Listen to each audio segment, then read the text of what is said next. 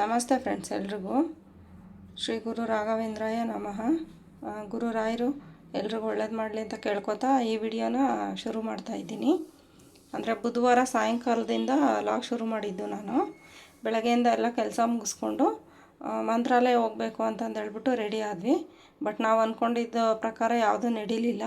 So ಏನಾಯಿತು ಏನು ಅಂತ ನಾನು ಮುಂದೆ ತಿಳಿಸ್ಕೊಡ್ತೀನಿ. ಅದಕ್ಕಿಂತ ಮುಂಚೆ ಯಾರ್ಯಾರೆಲ್ಲ ನನ್ನ ಚಾನಲ್ನ ಹೊಸ್ದಾಗಿ ನೋಡ್ತಾ ಇದ್ದೀರಾ ಸಬ್ಸ್ಕ್ರೈಬ್ ಮಾಡ್ಕೊಂಡು ನೋಡಿ. ಇನ್ನೂ ಲೈಕ್ ಮಾಡಿಲ್ಲ ಅಂತ ಹೇಳಿದ್ರೆ ಒಂದು ಲೈಕ್ ಮಾಡಿ. ನಿಮ್ಗೇನು ಅನಿಸುತ್ತೆ ಅಂತ ಲಾಸ್ಟಲ್ಲಿ ಕಮೆಂಟ್ ಮಾಡಿ ತಿಳಿಸಿ.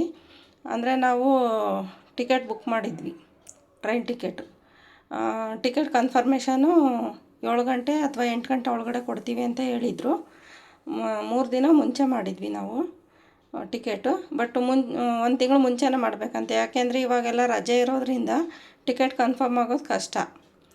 ನಮಗೂ ಅದು ಗೊತ್ತಿಲ್ದಿರ ಟಿಕೆಟ್ನ 3 ದಿನ ಮುಂಚೆ 3-4 ದಿನ ಮುಂಚೆನೇ ಮಾಡಿದರು. ಬಟ್ ಅದು ಕೊನೆ ಟೈಮಲ್ಲಿ ಟಿಕೆಟು ಕನ್ಫರ್ಮ್ ಆಗಲಿಲ್ಲ ನಮಗೆ. ಅವ್ರು ಹೇಳಿದರು 8 ಗಂಟೆವರೆಗೂ ವೆಯ್ಟ್ ಮಾಡಿ, ಅದಾದಮೇಲೆ ನಾವು ಕನ್ಫರ್ಮ್ ಮಾಡ್ತೀವಿ ಅಂತ ಹೇಳಿದರು. ಸರಿ ಆಯಿತು ಅಂತಂದೇಳ್ಬಿಟ್ಟು ನಾವು ನೈಟು 8 ಗಂಟೆವರೆಗೂ, ಯಾಕೆಂದರೆ ಟಿಕೆಟ್ ಕನ್ಫರ್ಮ್ ಆದಮೇಲೆ ನಾವು ಮೆಜೆಸ್ಟಿಕ್ ಹೋಗಬೇಕು ಅಂದರೆ 2 ಅವರ್ ಆಗುತ್ತೆ ಅಂತ 6 ಗಂಟೆ ಒಳಗಡೆ ಎಲ್ಲ 6-6:30 ಒಳಗಡೆ ನಾನು ನಮ್ಮ ಯಜಮಾನ್ರು ನನ್ನ ಮಗ ರೆಡಿ ಆಗಿಬಿಟ್ಟು ಅಲ್ಲಿಂದ ಹೊರಟ್ವಿ ನಾವು ಮೆಜೆಸ್ಟಿಕ್ಕಿಗೆ. ನೋಡಿ, ಮೆಜೆಸ್ಟಿಕ್ ಬರ್ತಾಯಿದ್ವಿ. ಬಂದು ರೈಲ್ವೆ ಸ್ಟೇಷನ್ಗೆ ಹೋದ್ವಿ ನಾವು ಫಸ್ಟು ಟಿಕೆಟ್ ಕನ್ಫರ್ಮ್ ಮಾಡ್ಕೊಳ್ಳೋಣ ಅಂತಂದೇಳ್ಬಿಟ್ಟು. ರೈಲ್ವೆ ಸ್ಟೇಷನ್ ಬಂದು ಎಲ್ಲ ಅಲ್ಲಿ ಡೀಟೇಲ್ಸ್ ಎಲ್ಲ ಕೇಳೋಕ್ಕೆ ಅಂತ ಹೋದರು ನಮ್ಮ ಯಜಮಾನ್ರು. ಅಲ್ಲೋ ಕೇಳಿದ್ರೆ 8 ಗಂಟೆವರೆಗೂ ವೆಯ್ಟ್ ಮಾಡಿದ್ವಿ. ಬಟ್ ಟಿಕೆಟ್ ಕನ್ಫರ್ಮ್ ಆಗಲಿಲ್ಲ ನಮಗೆ. ಸರಿ, ಇನ್ನೇನು ಮಾಡೋದು, ಬಸ್ಗೆ ಹೋಗ್ಬಿಡೋಣ ಅಂತಂದೇಳ್ಬಿಟ್ಟು ಬಸ್ದು ಕೂಡ ನಮಗೆ ಸರಿಯಾಗಿ ಗೊತ್ತಿರಲಿಲ್ಲ ಯಾವ ಥರ ಹೋಗೋದು ಏನು ಅಂತ. ಹೊಸ್ದಾಗಿ ಹೋಗ್ತಾ ಇದ್ದಿದ್ದರಿಂದ, ಫಸ್ಟ್ ಟೈಮ್ ಹೋಗ್ತಾ ಇರೋದ್ರಿಂದ ನಮಗೆ ಬಸ್ ಬಗ್ಗೆನೂ ಅಷ್ಟೊಂದು ಡೀಟೇಲ್ಸ್ ಇರಲಿಲ್ಲ. ಸೊ ಅದಾದಮೇಲೆ ನಾವು ರೈಲ್ವೆ ಸ್ಟೇಷನ್ನಿಂದ ವಾಪಸ್ ಮತ್ತೆ KSRTC ಬಸ್ ಸ್ಟಾಪಿಗೆ ಬಂದ್ವಿ. ಬಸ್ ಸ್ಟಾಪಿಗೆ ಬಂದುಬಿಟ್ಟು ಅಲ್ಲಿ 9 ಗಂಟೆವರೆಗೂ 8:30ಇಂದನೇ ಸ್ಟಾರ್ಟ್ ಅಂತೆ ಮಂತ್ರಾಲಯ ಬಸ್ಸುಗಳು. ನಮಗೆ 8:30 ಒಂದು ಬಸ್ ಸಿಕ್ತು. ಬಟ್ ಅದು ರಿಸರ್ವೇಷನ್ ಅಂತೆ, ಅದು ಕೂಡ ಗೊತ್ತಿರಲಿಲ್ಲ ನಮಗೆ. ರಿಸರ್ವೇಷನ್ ಇತ್ತು ಆ ಬಸ್ ಕೂಡ ಮಿಸ್ ಆಯಿತು ನಮಗೆ. ಅದಾದಮೇಲೆ 9 ಗಂಟೆಗೆ ಒಂದು ಬಸ್ ಇತ್ತು. ಸೊ ಆ ಬಸ್ಸಿಗೆ ಹೋಗೋಣ ಅಂತಂದೇಳ್ಬಿಟ್ಟು ರೆಡಿ ಆದ್ವಿ. ಬಟ್ ಅಲ್ಲಿ ಕಂಡಕ್ಟ್ರ್ ಹೇಳಿದ್ದೇನು ಅಂತ ಹೇಳಿದ್ರೆ, ಅಂದರೆ ಇವಾಗೆಲ್ಲ ಲೇಡೀಸ್ ಅಂದ್ಕೊಂಡಿರ್ತಾರಲ್ವ ಫ್ರೀ ಬಸ್ಗಳಿದೆ ಹೋಗಿ ಬರ್ಬೋದು ಅಂತ ಎಲ್ಲ. ಆ ಥರ ಎಲ್ಲ ಖಂಡಿತ ಅಂದ್ಕೋಬೇಡಿ.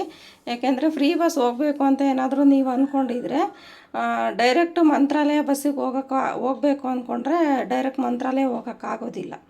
ಫ್ರೀ ಬಸ್ ಹೋಗಬೇಕು ಅನ್ನೋರು ಬೆಂಗಳೂರಿಂದ ರಾಯಚೂರುವರೆಗೂ ಹೋಗ್ಬೋದು.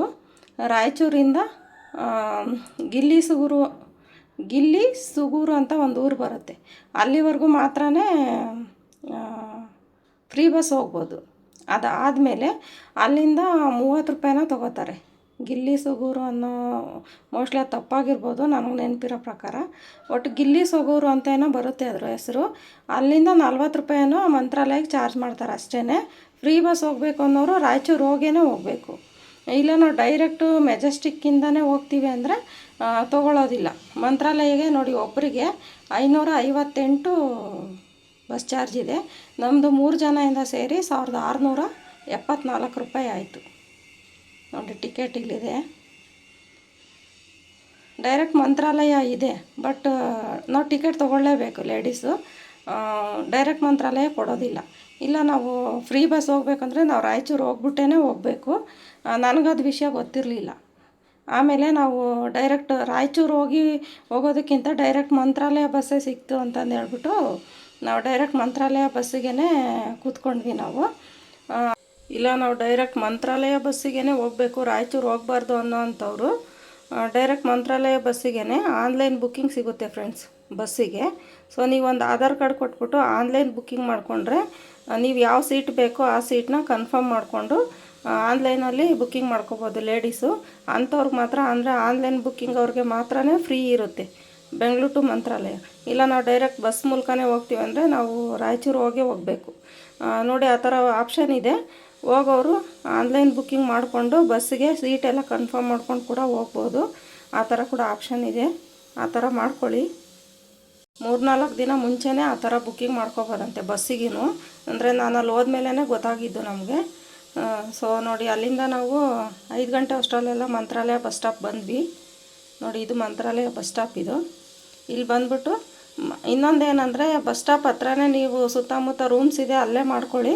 ಇಲ್ಲ ನಾವು ಏನಾದರೂ ಮಂತ್ರಾಲಯ ದೇವಸ್ಥಾನಕ್ಕೆ ಹತ್ರ ಆಗೋ ಥರ ಮಾಡ್ಕೋತೀವಿ ಅಂತ ಏನಾದರೂ ಹೋದರೆ ಅಲ್ಲೆಲ್ಲ 1,500 ಇಂದ 2,500 ರೂಮ್ ಬುಕ್ಕಿಂಗ್ ಇರುತ್ತೆ. ಬಟ್ ಬಸ್ ಸ್ಟಾಪ್ ಸುತ್ತಮುತ್ತನೇ ಕೆಲವೊಂದಷ್ಟು ರೂಮ್ಸ್ ಇದೆ. ಅಲ್ಲಿ ಮಾಡಿಕೊಂಡ್ರೆ ನಿಮಗೆ 800 ಇಂದ 1,200 ಒಳಗಡೆ ಸಿಗುತ್ತೆ.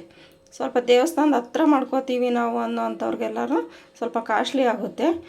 ನೋಡಿ ನಾವು ಬಸ್ ಸ್ಟಾಪ್ ಹತ್ರನೇ ಅಂದರೆ 1 ಕಿಲೋಮೀಟ್ರ್ ದೂರದಲ್ಲಿ ಮಾಡ್ಕೊಂಡಿದ್ವಿ. 2 ಬೆಡ್ ಹಾಕಿದ್ದಾರೆ, 1 ಬಾತ್ರೂಮ್ ಇದೆ. ಸೊ ಇಷ್ಟೇ ಫ್ರೆಂಡ್ಸ್. ಇಲ್ಲಿ ಬಂದು ಸ್ನಾನ ಮಾಡಿಕೊಂಡು ರೆಡಿಯಾಗಿ ಆಮೇಲೆ ಇದನ್ನು ನಾವು ಮನೆಯಿಂದನೇ ತೊಗೊಂಡೋಗಿದ್ವಿ.